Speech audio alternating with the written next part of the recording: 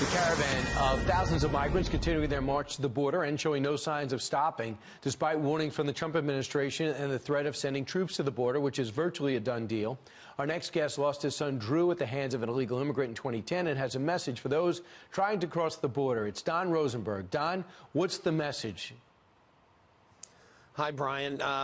Thanks for having me on. Actually, my message isn't to the caravan. My message is to American politicians, the American Congress. This is your fault. You did this. Yep. You have the power to stop this from happening. And they're going to come as long as we have laws that allow them to come. And you know what? I can't blame them for doing that.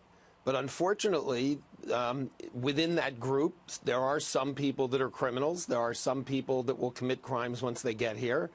You know, we can try to stop them. The next group's going to only be bigger. So I'm going to throw this back to our Congress, and particularly out here in California, Jerry Brown, our legislature.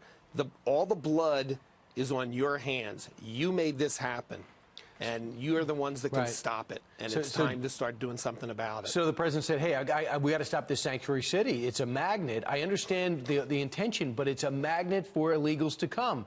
And the courts have stopped him every step of the way. So they're flooding into California. They're getting all the social services in many cases.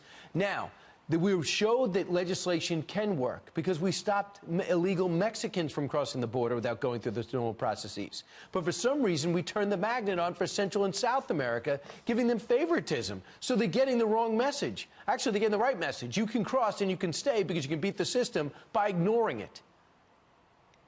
Yeah, well, that message has to change immediately, and that can. I mean, the Congress could pass a law in a week that would just mirror the law that, you know, deals with Mexicans and the few Canadians maybe that come over illegally. Basically, the law should be wherever you come from, that's where you're sent back immediately.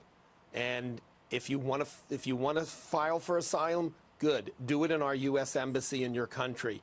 Don't come here, because that's the second problem. Once they come here, we can't house them all, and we catch and release them. And, you know, over 50% of the people that are released don't even file for asylum, let alone show up for their hearing. It's just a joke. They're playing this against us. And again, back to Congress, do something about it now before other people are killed. We create a whole underclass. If you look at California, there's a whole underclass sleeping on the streets where they're doing everything from relieving themselves on down. Don, in your son's memory, you're trying to stop the next person from experiencing your tragedy. I really salute you. Thanks so much for coming on today.